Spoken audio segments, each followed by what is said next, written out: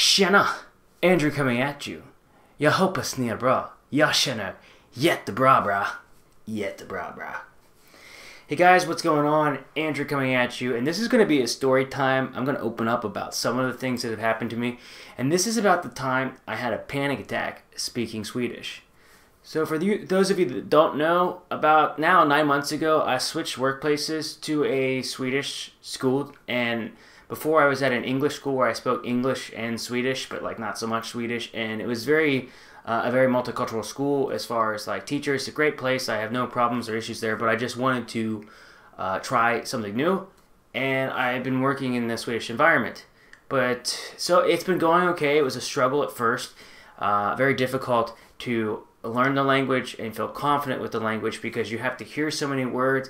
And I found at the school, everybody's speaking at like a normal pace. So to me, that sounds a lot faster. And it was difficult in the beginning for my brain to process everything. And it was also difficult for people to understand me. Then I went home for the summer. And now we get more to the panic attack part. Is when I came back to Sweden, I was going to practice Swedish. I was going to train. I was really motivated. But I went home, I chilled, I relaxed. And when I got back to Sweden, like my first week, I had to go directly back to work. So when I went back to work, everybody was sitting around in a ring and just saying what they were doing, what they did in the summer, and how their experience was. And as they started to go around, it's when I realized that I had lost a little bit of my Swedish as far as my comprehension went. So I was having a really hard time to understand, or hålla med, as you would say, with what everybody was saying. Like my brain was having a hard time processing everything, and at the same time I was drinking Swedish coffee, which I hadn't done because I was back in the States, which I find Swedish coffee to be a lot stronger. So we're going around in the ring, and I'm starting to think about what I'm going to say in Swedish about what I did in the summer, and I'm having a very, very hard time of trying to figure out what I want to say. As I do that, my heart just starts to pound and pound and pound and pound. And by the time I'm speaking to everybody, I'm shaking on the inside and saying what I'm trying to say and having a hard time finding the words. Anxiety is like the worst thing when you're trying to learn a language because your head needs to be kind of clear and calm. You got to be okay with making mistakes.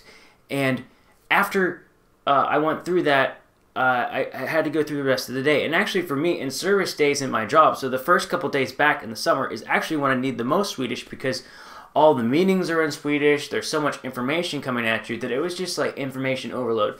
And my brain was shot when I went home. And for the first week coming back to work, my brain was shot. I had headaches all the time and like stress headaches sometimes I could get. And it's just been a really interesting experience because I felt terrible. Like, oh, my language has gone so downhill. I think some people might experience this if you live in another culture, come back to the States or wherever you are. And so I just felt terrible. And it's been interesting the journey I've been on because my girlfriend was like, you know, a week you'll be fine. I didn't feel fine after a week. I felt like there were periods of time where my language shifted, where I would switch to English, and I was a little bit disappointed there for a while, or maybe I wanted to practice Swedish, but I felt like I wasn't practicing Swedish enough. But the interesting thing about working in a Swedish environment is even if I choose not to practice Swedish some days, like I go home and I don't train on new words, I'm constantly still learning new things because you don't have a choice. I'm hearing it all the time. So what's been really interesting is now I'm about, 3 months into the school year, and we had Herslov, which is a week off from school. And again, you would think that would be the scary part because when I'm home for a week, I'm not interacting as much with people in Swedish. My girlfriend's at work, so I'm either playing games, working on YouTube, or just having a good time. But this last time when I went back, it was like a week later when I came back, was probably one of the best weeks I ever had in Swedish, where I felt like people were understanding me way, way better. I was understanding people way, way better, and I was feeling confident. And what really changed is I didn't have the anxiety there of making a mistake. When your brain is calm, you're able to just go for it, you know, especially in a foreign language, you're able to just go for it so much more. And it was incredible. So that first week back, so after taking some time off, so what's really cool is like actually taking time off is not a bad thing, I think, from a language. It calms the brain down, and you're able to come back with a fresh perspective. The thing is, if you're going to travel or if you're going to move away and not hear the language as much, it's probably not a bad idea to work on it, and I should, but you do get it back, and you get it back much quicker. So I'm sure the next time I go home in the summer and come back, I might still have some of those issues, but I will be able to hold it faster or understand faster. So that's what's happened to me. It's been a journey. Some days though, I wish I could train a little bit more than I do, but I'm picking up new words constantly. I'll hear a word and then I'll hear the word again the same day, and then I'll understand what it means. So it's been a great learning process. Learning Swedish has definitely helped with my anxiety because I can understand a lot more what people are saying. And at first, you're so nervous about having people understand you. And when you're speaking in another language, at least for me, I'm always worried about sounding dumb.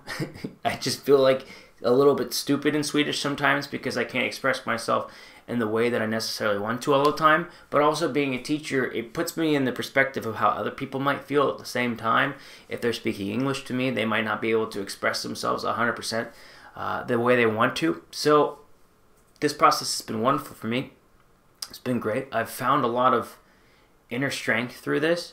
I've noticed that my language skills are going way up. I've been here for 6 years, so it's definitely going up. And I believe that people around me have seen that level of growth in Swedish rise. So if you're somebody thinking about learning another language, or you're speaking one, or you're going to go to another country, anything like that, maybe you're Swedish and you study English and then you go to the States. After that first week of getting over the anxiety and dealing with the head stuff that happens, you're going to be fine. You're going to be okay. So, but what do you guys think? Have you ever had a panic attack speaking in another language? Because that was tough. It was tough for me that whole day to calm myself down. Do you think there's anxiety sometimes with speaking in another language? Have you lived in another culture where you had to speak in another language? Did you deal with anxiety from time to time?